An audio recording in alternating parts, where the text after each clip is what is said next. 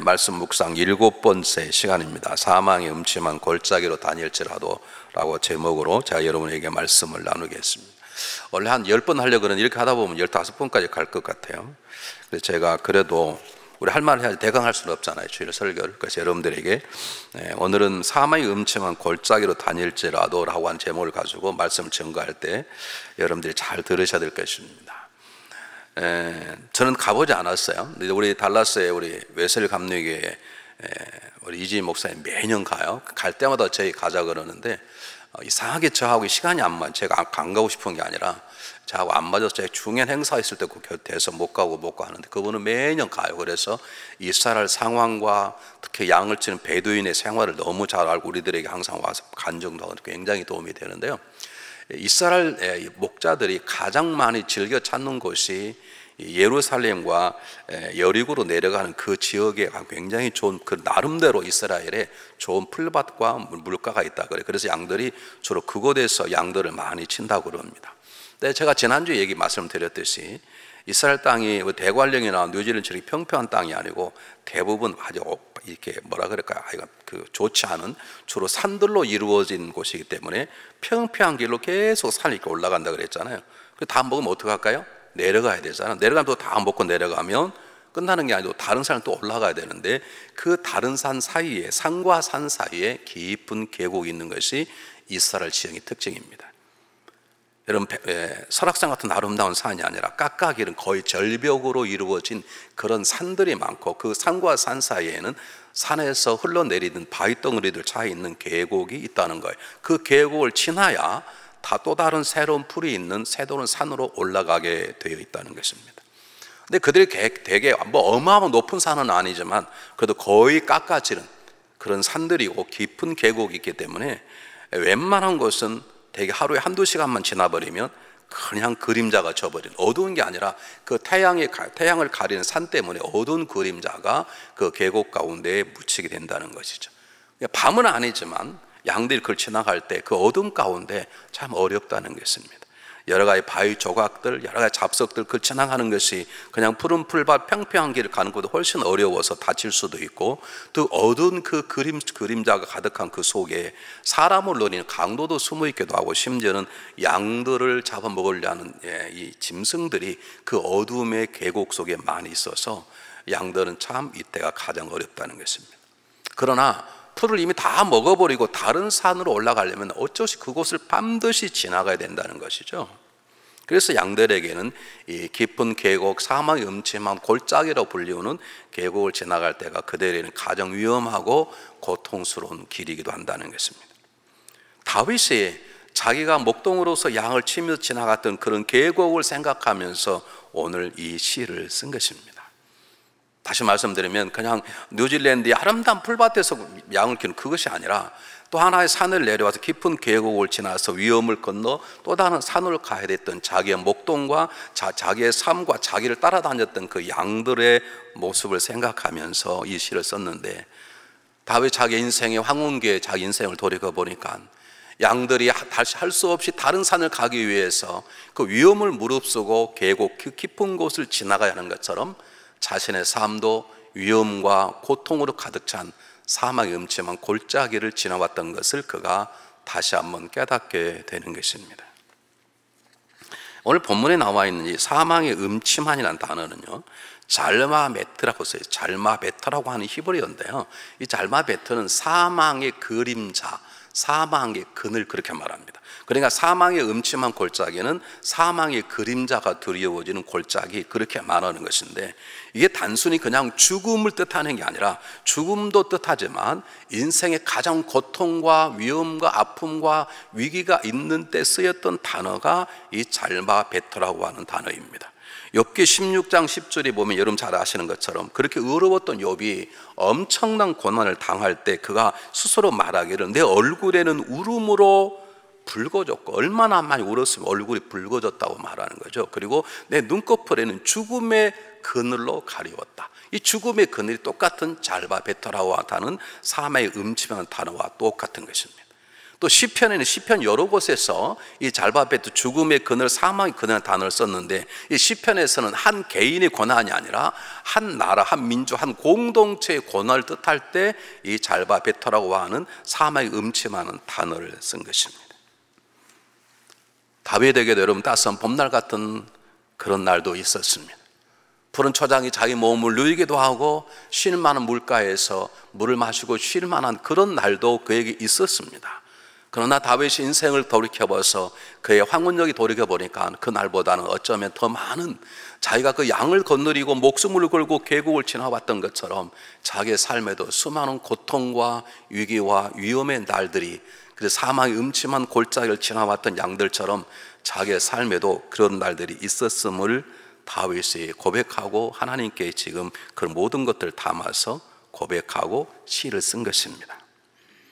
이 본문이 이렇게 끝나버리면 이 시가 제대로 들어오지 않아요. 그래서 우리는 왜 다윗이 무엇 때문에 자기의 삶을 돌이켜보면서 자기의 삶의 사망의 음침한 골짜기를 지나는 그 가파르고 위험하고 언제 어떻게 적들이 원수들이 뛰어날 줄 모르는 그 어둠의 계곡을 지나는 어둠의 양과 같은 세월을 자기가 살았다고 고백하는가를 그의 생애를 통해서 조사해 볼 필요가 있습니다. 제일 첫 번째, 우리 네 가지를 기억하셔야 되는데요, 이 사망의 음침한 골짜기, 고난과 고통으로 가득 찬 이 골짜기는 첫 번째, 지나가기가 힘든 길을 말합니다. 여기 들어오실 때는 어렵던가요? 제가 작년에 유럽을 가서 루터가 종교기 올해가 500주년이니까 작년에가 499주년, 그래서 올해를 위해서 굉장히 준비를 많이 해서 뭐 내년에 올 수는 없고, 그래서 올해 오는 김에 구경하자 그래서 목사님 한 분이 차를 하나 빌려서 이틀 동안 얼마나 바삐 돌아다녔는지, 그 가는 곳곳마다 어려웠던 게 뭐냐면요, 의도적으로 그 당시에는 성당을 지을 때 가장 높은 곳에 지었어요. 우리 한국의 명동 성당을 지을 때 한국에서 굉장히 반대를 했습니다. 그게 높은 자리여서 저 밑에 있는 왕궁이 다 보이는 거예요. 그걸 굉장히 반대로 어떻게 지어졌는데, 독일은 성당을 가장 높은 거 지어가지고 올라가는 계단이 수십 개인 거예요. 어떻게 그렇게 지었는가 몰라요. 우리는 다리가 아파서 못 올라가겠더라고요. 올라가다 막 짜증나더라고요. 좀 교회를 오면 편하게 만들어놔야지 못 오게 만들었는지 올라가는데 막 숨이 차가지고요.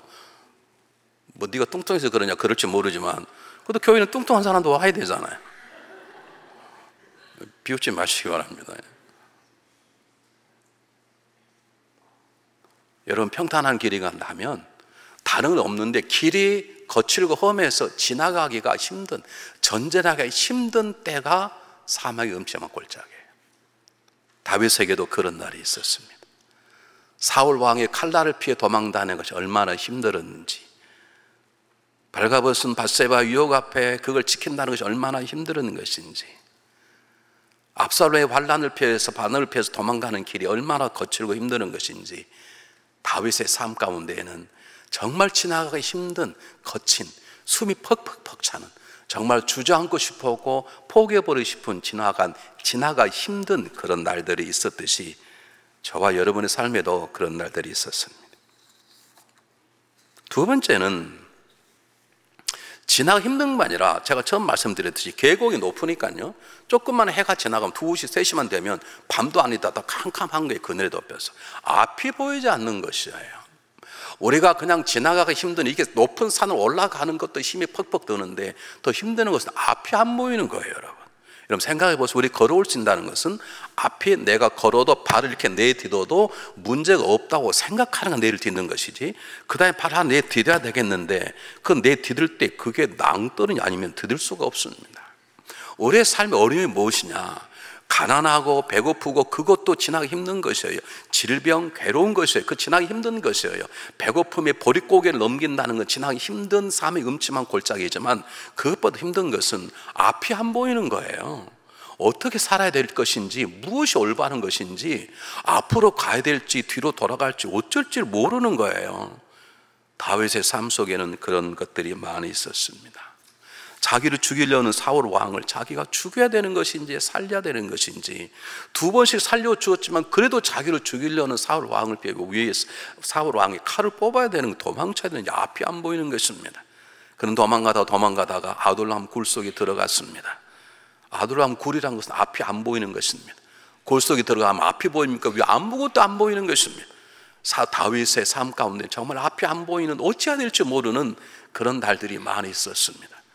아마 자기 아들 압살롬이 자기를 죽이려 쿠데타를 일으켰을 때 다윗은 앞길이 안 보였을 것입니다. 그래서 그는 성경은 그가 신도 신지 않고 맨발로 도망가며 눈물을 흘리며 도망갔다고 그랬습니다. 압살롬이 들려오는 소식이 하니까 자기 왕궁을 들어와서 많은 사람들이 보는 앞에서 의도적으로 자기 아내들, 어쨌든 자기 엄마라고 어머니로 부를 수 있는 사람들 보는 앞에 겁탈했다는 소식을 들었을 때 다윗은 살고 싶지 않았을 것입니다. 어떻게 하는 게 올바른 것인지 삶에 소망이 없었을 것입니다. 그것이 사망의 음침한 골짜기입니다. 이런 목회를 하다 보면 아무것도 모를 때는 목회가 무조건 즐거워요. 정말 신나요. 신나. 아무것도 모를 때는 신나. 그런데요, 조금 목회 경험을 하면 어려움이 오는데 앞이 안 보이는 거예요. 분명히 뭐가 잘못된 것 같은데 뭐가 잘못된지 모르겠는 거예요. 그것을 목회자의 사망의 음침한 골짜기라고 합니다. 좀 지나면요, 아, 이게 문제구나 라고 하는 게 보이긴 보여요. 근데 그걸 해결할 길이 안 보이는 거예요. 그걸 해결하기 위해서 어떻게 해야 되는지 앞이 안 보이는 거예요. 그러다 보면 목회자가 느끼는 절망이 뭐냐면, 아, 내 목회 한계가 이거구나, 그렇게 느껴져요. 그럴 때 우리 목회자의 소망이 상실되었다고 말합니다. 저에게 그런 길이 있었을까요? 없었을까요? 저 잘생긴 얼굴만 보고 답을 하지 마시고, 수치는 왜 없었겠어요? 정말 앞이 안 보이네, 이해가 안 되네, 어떻게 해야 될지를 모를 때가 많아요. 도대체 뭐가 문제인지를 몰라. 제 생각에 보면 신날 때는 아무것도 몰랐을 때, 신나게 놀러가고 신나게 여행하고 뭐 다 하고 신나게 했긴 했는데 나중에 때가 돼 보니까 이거 정말로 교회를 위한 것인지 뭔지 알 수가 없고, 분명히 문제는 있는데 문제를 풀어야 될 방법이 안 보이고, 앞으로 나가지도 않고 뒤나가지 않는, 왜 교회가 움직이지 않는 것인지 앞이 안 보일 때가 있어요.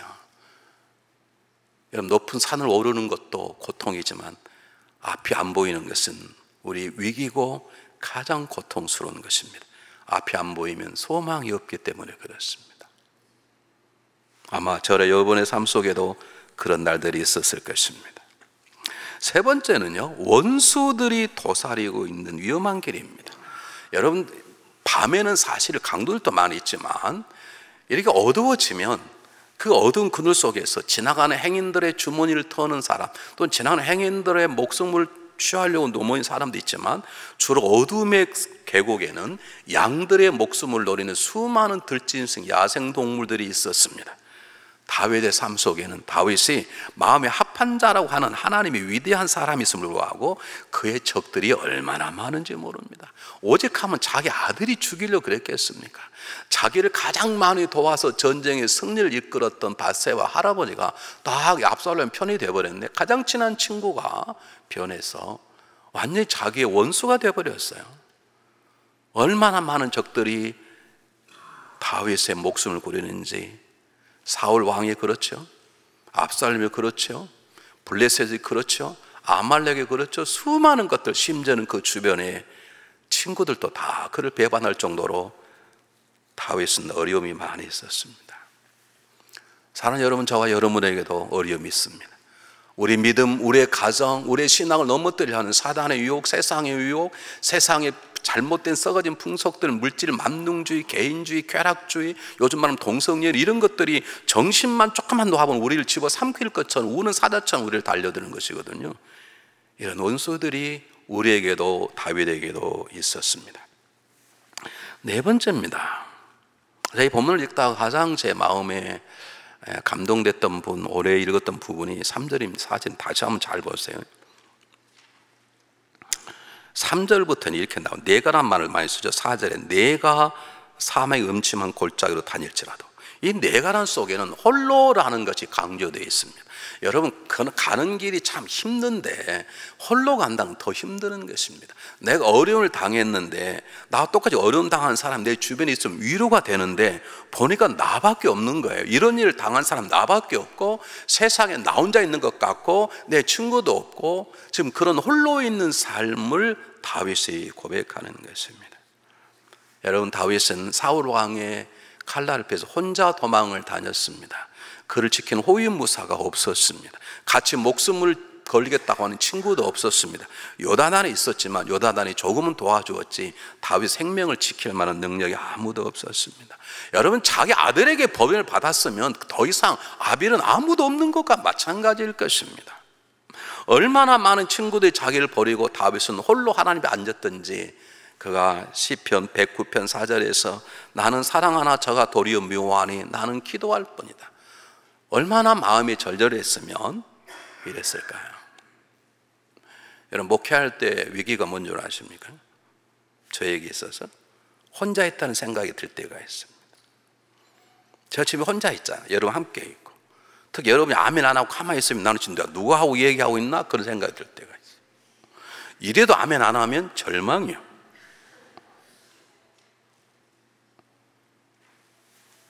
여러분, 혼자 있는데 혼자 있으면 덜 외로운데요, 사람은 수없이 많이 있는데 혼자라고 생각될 때 그것이 얼마나 고통스러운 줄 압니까?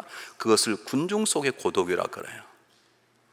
사람은 수많이 많이 있는데 다 인사하고 지나가는데 내 마음을 알아준 사람이 없고 내 고통을 알아준 사람이 없고 단 한마디 누가 위로의 사람이 없고 혼자 있을 때, 혼자 억울함을 당 생각할 때, 그럴 때 그것이 사망의 음침한 골짜기인 것입니다.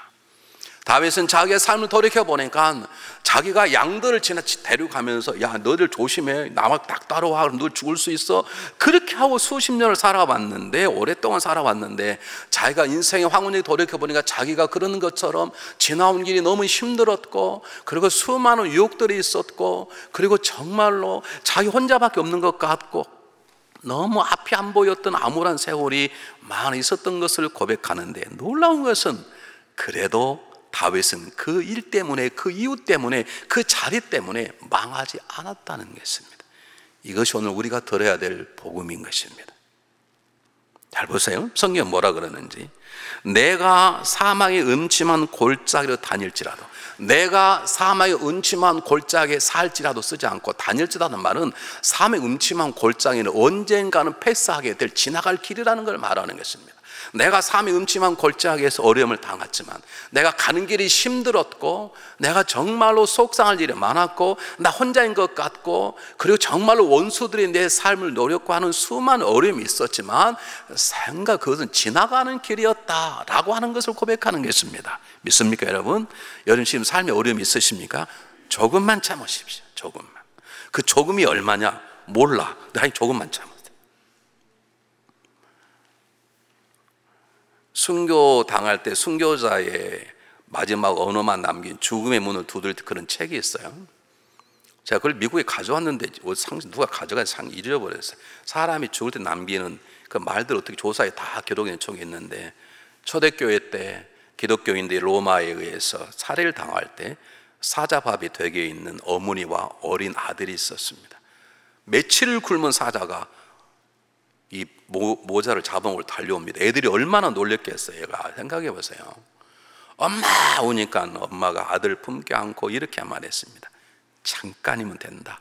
잠깐이면 참자. 여러분, 하나님 우리를 인도할 수 있는 길은 때때로 힘들고 고독하기도 하고 외롭기도 하고 앞이 안 보이기도 하고 정말 억울하기도 하고 어떻게 해야 될지 모르지만, 분명한 것은 하나님이 인도하신 받는 양들은 삶의 음침한 골짜기는 잠깐이면 지나가는 것을 믿으시기를 바랍니다. 이게 하나님의 방법입니다. 그런데 놀라운 건 다윗이 내가 이 삶의 음침한 골짜기를 나의 지혜와 능력으로 이겼다고 말하지 않고, 내가 삶의 음침한 골짜기를 지나왔는데 그것이 나와 함께 하시는 주님 때문이라고 고백하는 것입니다. 하나님 나의 목자 되셔서 그분이 나와 함께 하심으로 내가 힘들었지만 그분 때문에 이길 수 있었고, 내가 외로웠지만 그분 때문에 외로움을 이길 수 있었고, 앞이 안 보였지만 그분이 나의 빛이 되어 주셨고, 나의 두려움이 변하여서 감격 승리가 되었다. 누구 때문이다? 나의 선한 위해서는 목자 되시는 그분 때문이라고 고백하는 것입니다. 우리의 삶도 이런 고백이 있어지시기를 주님으로 축복합니다. 다시 말하면 뭘 말하냐면, 다윗은 고백하기를, 여러분들이 지금 어려운 가운데 있습니까? 걱정하지 마십시오. 여러분 외로운 가운데 있습니까? 전혀 힘들지 마십시오. 자살하지 마십시오. 그 말입니다. 우리 외로우면 그냥 자살해버리잖아요. 여러분 그러지 마십시오. 여러분 어렵다고 뒤로 포기하지 마십시오. 앞이 안 보인다고 불평하지 마십시오. 지금도 환난을 당했다고 책임 전가하고 불평하고 따지고 좌절하지 마십시오. 여러분 하나님 붙잡으면 여러분 삶에 유익이 있을 것입니다 라고 말하는 것입니다. 그래서 우리는 이렇게 물어야 되는, 도대체 다윗이 말하는 유익이란 무엇인가? 다윗이 이렇게 당당히 말하는 이유가 무엇인가? 다윗이 그 사막의 음침한 골짜기를 다니면서 어떤 유익을 얻었던가? 첫 번째, 다윗은 하나님께서 어두운 골짜기를 통해 자기를 가장 가까이 만나 주었다는 것을 깨닫게 된 것입니다. 여러분, 주님과 동행하는 하나님의 자녀들에게는 사망의 음침한 골짜기는 하나님을 가장 가까이 만나서 하나님을 알게 되는 놀라운 훌륭한 신앙의 학교인 것입니다. 만약 여러분이 당하는 환난과 음침한 골짜기에서 누구 때문이라고 비난하지 않고, 누구 때문이라고 책임 전가하지 않고, 내 인생이 왜라냐고 따지지 않고, 하나님의 살아계시다면 나에게 이런 어려움이 있냐고 불평하지 않고 그분만을 주목한다면, 여러분, 하나님은 여러분 그 어려움 속에서, 여러분이 넘어진 그곳에서, 여러분 실패한 그곳에서 하나님을 가장 가까이 만나서 다시 한번 믿음이 새로워지고 강건해지는 복된 자리, 하나님을 아는 자리가 될 것을 믿으시기를 바랍니다. 성경이 뭐라 그러냐면, 그가 해를 받지 않는다 그랬잖아요. 이 상처란 뜻인데 좀 이따 말씀드리겠습니다만은, 자기가 그때는 힘들었는데 지나고 나 이제는 죽었구나 라고 했는데, 지나고 나니까 아니었다는 거예요. 지나고 나니까 오히려 하나님을 알게 되었고, 하나님 그곳에서 얻을 때보다 태평세월에 되어서 전쟁터에 나가지 않았을 때, 그런 낮잠 자고 있을 때는 밧사바 유혹 속에 넘어갔지만, 자기가 환난과 핍박과 깨어짐 속에서 엎드려 있었을 때, 그는 그곳에서 기도를 배웠고 찬양을 배웠고 하나님을 만나게 되었다는 것입니다. 이런 말씀 드려 대단히 죄송한데, 여러분 어려운 가운데 있습니까? 삶이 깨어졌습니까? 외로우십니까? 하나님이 가까이 부르시는 사인입니다. 여러분 기억하시길 바랍니다. 예수님이 친히 말씀하셨습니다. 요한복음 10장 29절에서 저희를 주신 내 아버지는 만유보다 크심에 그 누구도 뺄 수 없느니라. 하나님의 손이 워낙 강하니까요, 그 손에서 우리 빼갈 수가 없어요. 우리가 놀라고 소리고 자빠지고 포기할 뿐이지. 우리가 어려움 당할 때, 우리가 아플 때 우리 엄마 아빠가 내 옆에 항상 함께 있는 거죠. 저는 어릴 때 천식이 있어가지고요, 지금은 이제 거의 다 고침 받았습니다만은, 천식에 발작이 되면 잠을 못 자요. 누워서는 못 자요. 그럼 제 뒤에다가 이불을 놓고 이렇게 절반 앉아서 자야 돼요. 그러면 저만 그런 줄 아세요? 우리 어머님도 똑같이 앉아서 자요. 왜? 제가 아프니까. 이렇게 숨을 못 쉬거든요. 천식 걸려보면 계신가요? 천식 하면 이렇게 기관지가 주어들니까 숨을 못 쉬어요. 숨을 못 쉬면 얼마나 답답한 줄 아십니까? 그럼 들어 누우면 숨을 더 못 쉬어요. 그러면 저만 그런 게 아니라 우리 어머니도 동일하게 우리 어머님도 안 죽으세요. 우리가 위기 속에 있을 때, 우리가 넘어졌을 때, 우리가 환난과 핍박 속에 있을 때, 하나님이 오히려 우리가 가장 가까이 한다는 걸 믿으시고 그 문제를 바라보지 마시고 가까이 계시는 그분을 바라보는 새로운 믿음의 훈련의 장이 되기를 바랍니다. 이게 번역이라는 게 참 어려워서 그런데요, 우리말로는 그냥 하나님 하나님 이렇게 나와 있는데, 사실 4절에서는 다윗이 하나님을 말할 때 단어를 2인칭, 3인칭, 2인칭으로 바꿨어요. 그러니까 우리 언어로는 이게 번역이 안 돼요. 예를 들면 처음에는 여호와 하나님 그를 하나님을 히라고 불러요. 그런데 3장 4장에서는 유라고 불러요. 당신의 계심으로 제가 평안하나이다, 그 말이에요. 내가 삶의 음침한 골짜기를 다니더라도 당신 하나님이 함께 하심으로 내가 해받는 걸 두려워 않습니다. 이렇게 바꿨어요. 시에서 유로 바꾸 3인칭, 2인칭 바꾸셨다는 말은 어려운 가운데 하나님을 더 가까이 만났다는 거예요. 오늘 어려우면 남 때문이라 그러네. 그러니까 남들이 뭐라 하는 게 눈에 들어오는 거예요. 그래 조금만 하면 막 상처받고. 안 해요, 여러분, 안 해요. 어려움의 장소는 하나님을 만나는 장소예요. 믿습니까 여러분? 여러분, 다윗이 사망의 음침한 골짜기, 배반당하고 죽음의 칼날 가운데 수많은 전쟁터 속에서 그는 죽음의 문턱에서 누굴 만나냐? 그를 죽이는 원수를 만나는 게 아니라 그를 다시 구원해 주는 하나님을 만났어요. 지나고 나니까 어려움 속에 하나님이 바위였고 피할 산성이었고 자기 보호자임을 깨닫게 된 것이죠. 두 번째, 사망의 음침한 골짜기를 다니면서 다윗이 가졌던 유익이 뭐냐면 음침한 골짜기를 통해서 믿음의 용사로 거듭나게 한 것입니다. 이 어려움이 있었기 때문에 사실 다윗은 용사가 돼요. 다시 말하면 어떤 유혹도 받지 않는 당당한 자가 돼요. 어떤 어려움에 상처받지 않는 당당한 자가 돼요.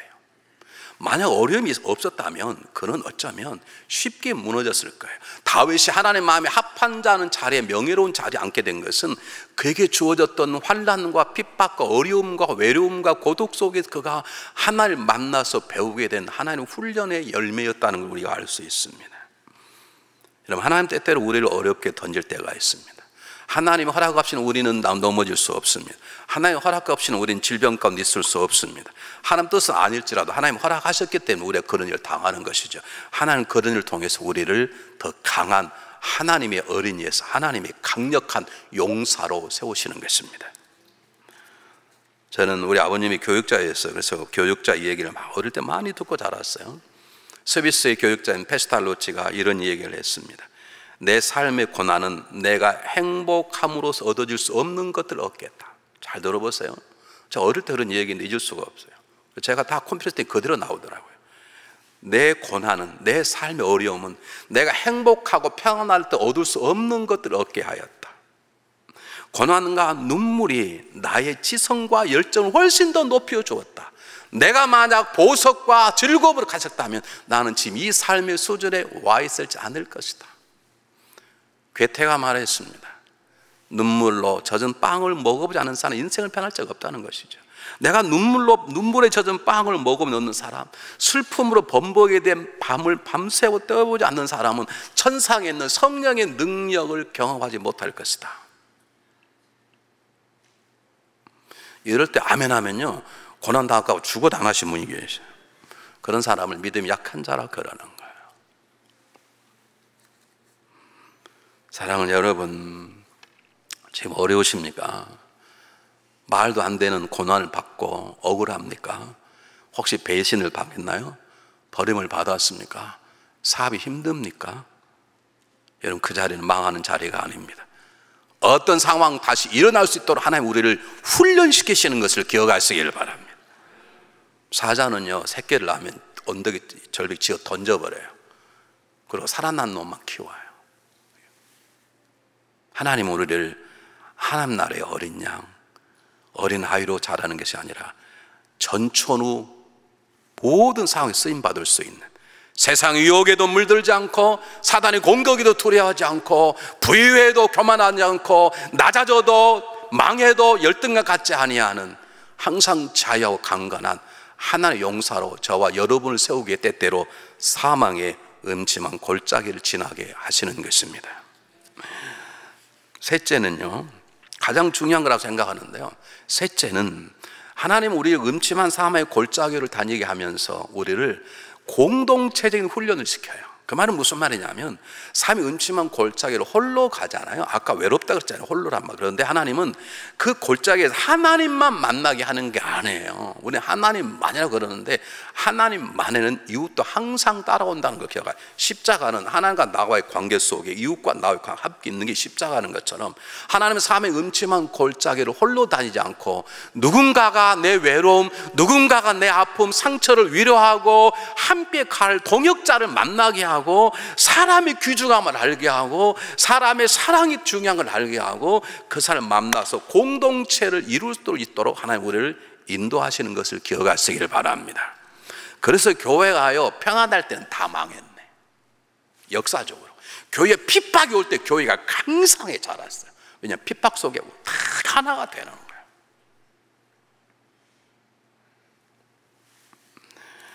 여러분이 망해 보셔야 여러분의 진정한 친구가 누군지를 알아요.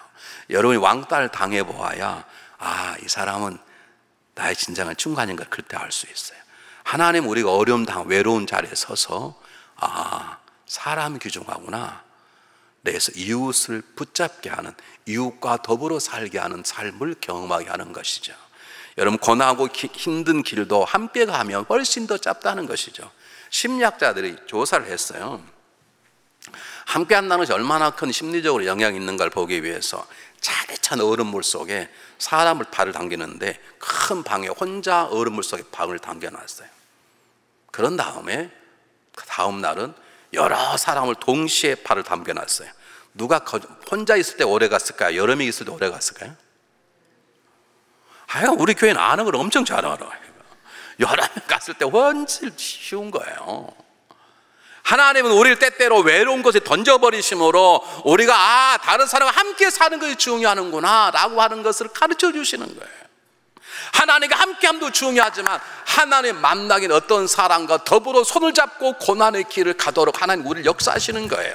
만약 여러분들이 교회에 와서 만나는 사람이 없다면 지금 잘못 신앙생활 하는 거예요. 와서 예배만 들고 말씀 듣는 게 아니에요. 여러분 교회는 가정이에요. 만남과 교제가 있어야 된다니까. 왜 교회를 등록하고 조용하도 조용히 가려고 그랬어요? 이건 뭐 강연장소인지 아세요? 우리가 서로 필요한 거예요. 서로가. 어떻게 교회를 조용하다 조용히 가시냐고. 우리 서로 필요한 거라. 저와 여러분 저에게 필요하고 저는 여러분을 필요하고 서로는 여러분 필요한 거라고요. 한번 물어볼게요. 영국에서 난센스 퀴즈가 있었는데, 그냥 퀴즈가 아니라 난센스 퀴즈라는 걸 잘 들으세요. 여기서 포도스까지 자동차로 가면 한 25분 걸려요. 만치킨이나 한번 물어보겠습니다. 우리 교회에서 달라스 다운타운을 갈 때 가장 빨리 가는 방법이 무엇일까요? 퀴즈가 난센스 퀴즈라고 그랬어요. 상식적으로 얘기하신 분은 상식적 존재가 되어버려요. 생각을 잘 해보시고. 자, 다시 물을게요. 여기 직행으로 그냥 팍 달리면 25분이면 달라스 포도스 다운타운 가요. 근데 거의 가장 빨리 가는 방법이 무엇일까요?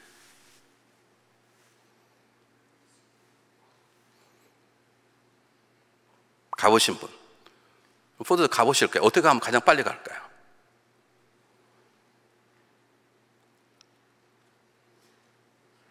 오늘 이렇게 늦으면 이제 2부 예배 드리기 틀려서 계속 나 답할 때까지 갈 거니까. 네? 어떻게 하면 가장 빨리 갈까요?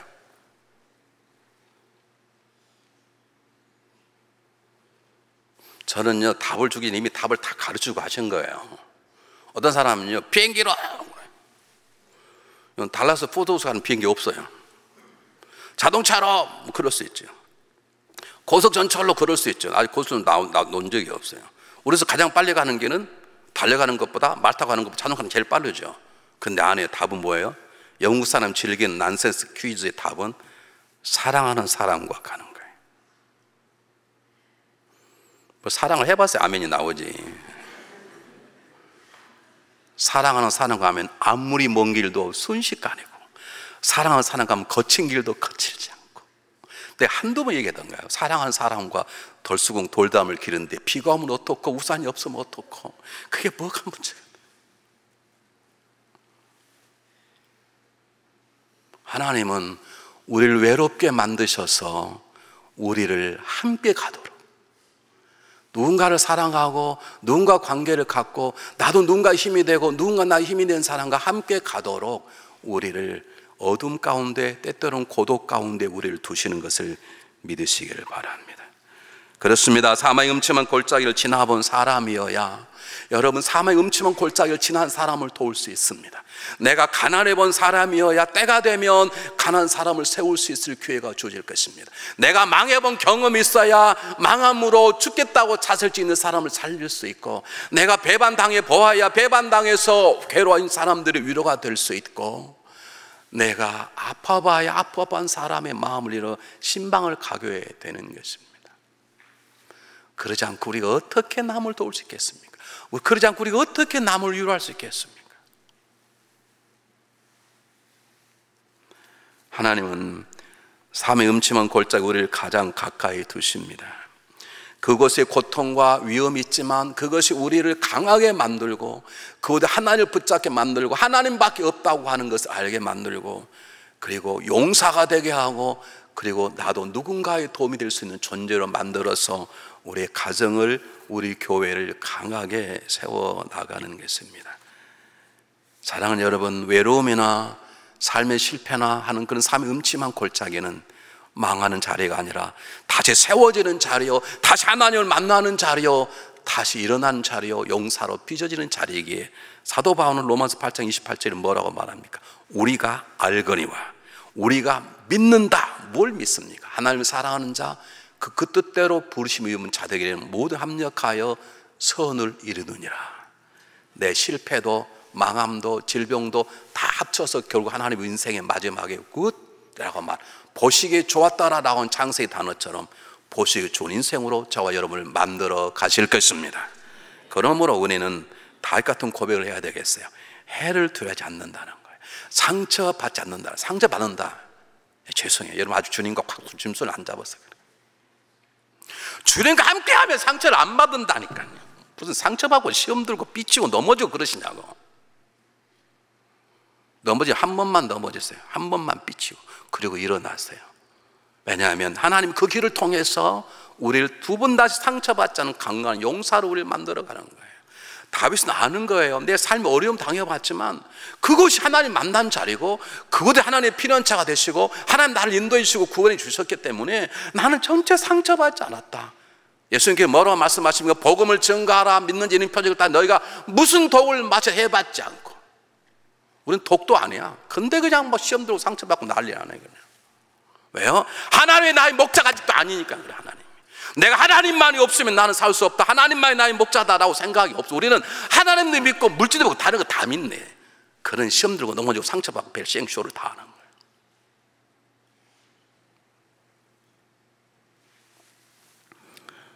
여러분, 다윗은 걷기 힘든 곳을 지나왔고 피할 수 없는 죽음의 구렁텅이에 빠진 적도 있고 이해할 수 없는 마음의 상처, 생각해보면 자기 아들이 자기를 배반하고 자기 아들이 자기 부인을 다 겁탈해버렸어요.